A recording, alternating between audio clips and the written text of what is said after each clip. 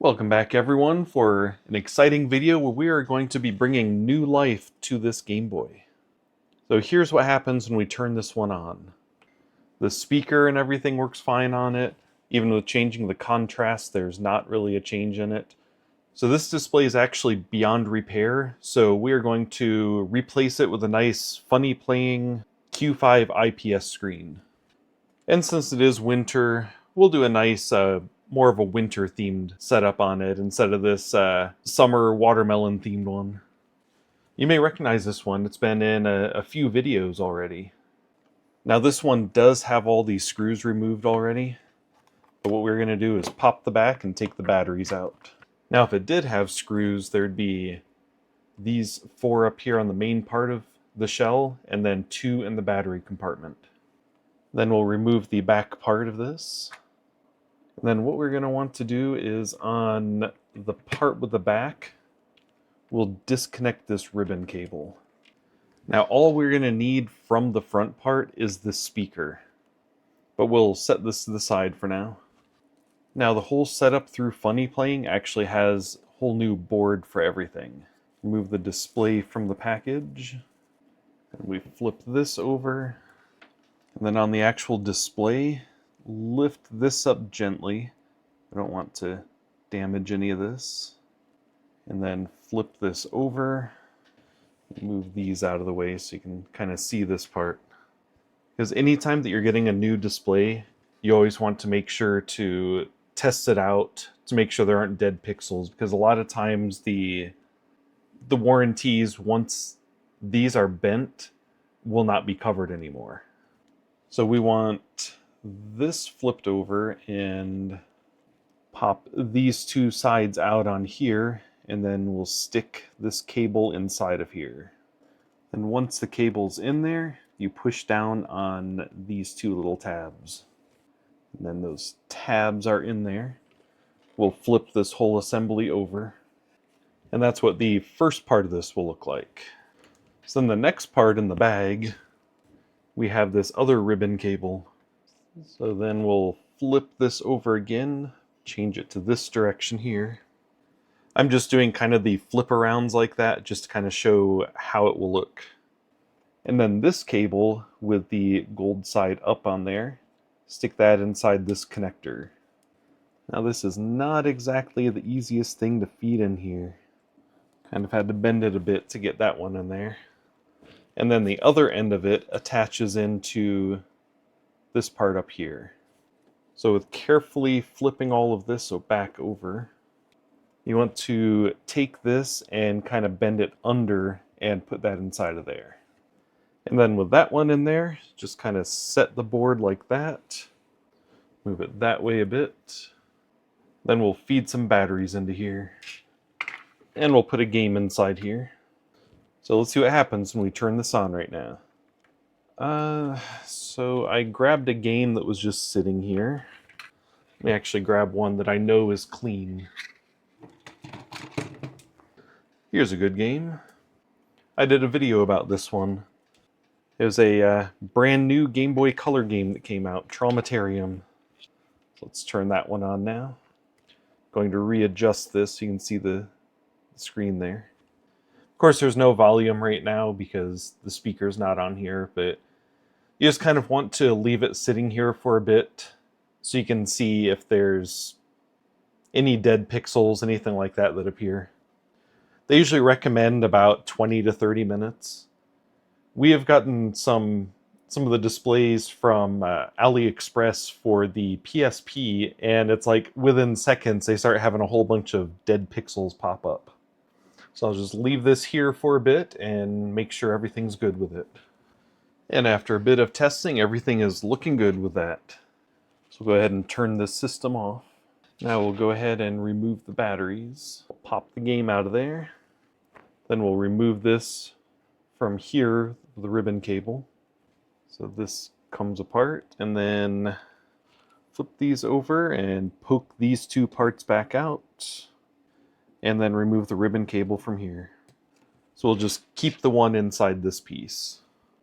I mentioned earlier how a lot of screws are already removed from this board. Normally you'll have like all these little circles with the screw holes in them are going to have screws in there. So those would all need to be removed if those have screws in them. Then we're going to pop the board out of here. Then what we're going to do is get our exhaust fan going, our safety gear on, and remove the solder on here and transfer the speaker over to this board. So we'll take our solder wick and just remove the solder on the speaker wires.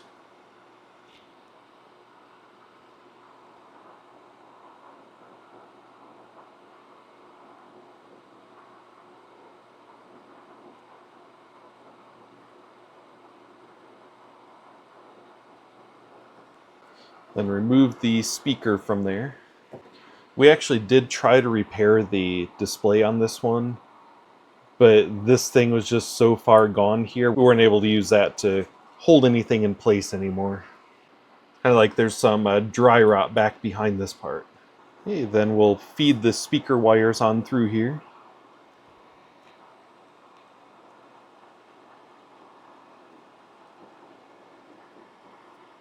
Then add a little bit of solder.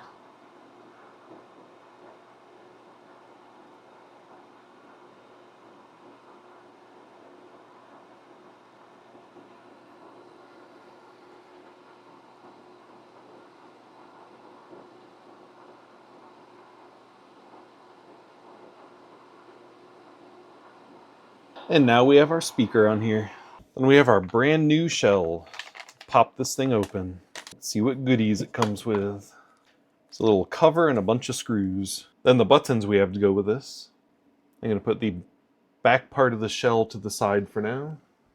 And we'll put our new buttons into their slots. And we'll take out our new silicone pads. And we'll feed all these on in. Put the directional pad one in there.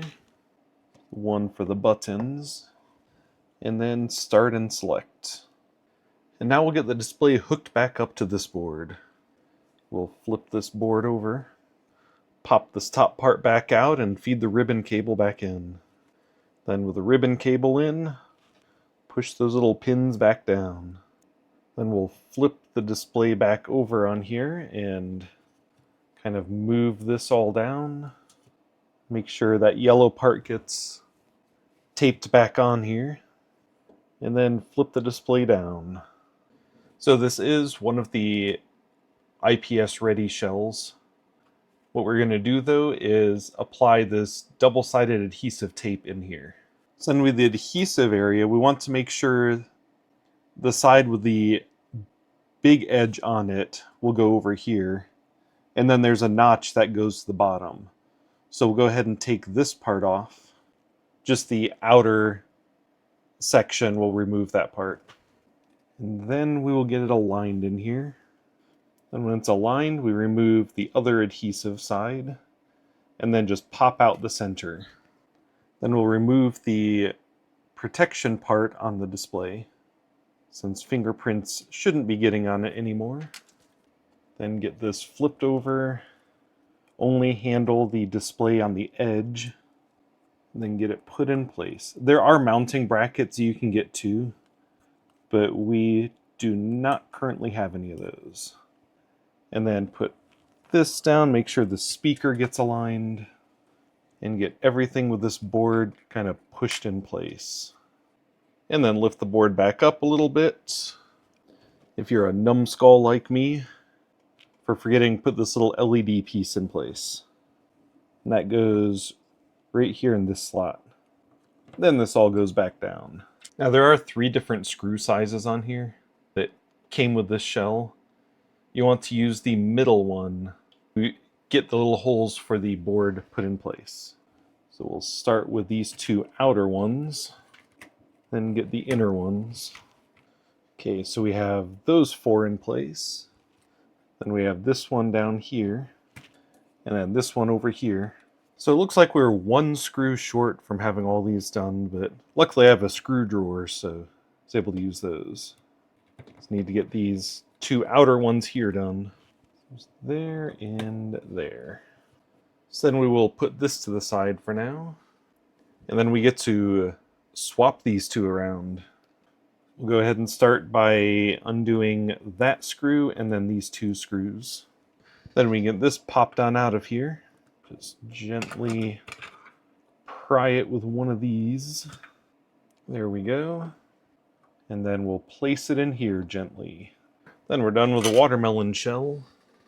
And the 3 screws we just undid from the other one, we'll just use them to put this back in here. So that one and this one, and one goes up here. There we go, those 3 screws are in. Put our little power toggle in place. Make sure it's lined up and clicks. Then one final thing before connecting this all together, remove the double-sided tape from this sensor. And then this sensor attaches right to the top here. Kind of bends on down, and then using that tape, it attaches to the top. Now before this is fully back together, just 2 little pieces of information. This little sticker part up here, according to Funny Playing, it actually doesn't do anything on this screen. So I just attached it up there just so it's kind of out of the way, but it's something that you don't even need to worry about. And then right here, this screw, if you tighten that up all the way, it pushes down on this. So yeah, I don't really want to tighten that up all the way because that might damage this. Then with all that done, we'll take this part of the board, take the part with the new display, and we want to feed the ribbon cable back into this. And then with the ribbon cable back in there, we will close this up. Oops, and remove our watermelon themed one from there.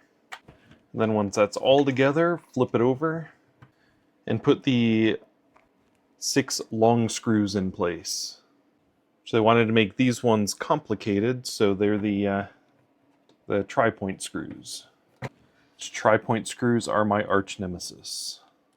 4 outer ones are done, so we'll do the 2 inside the battery compartment. We'll throw some batteries in and take a look, see how it looks.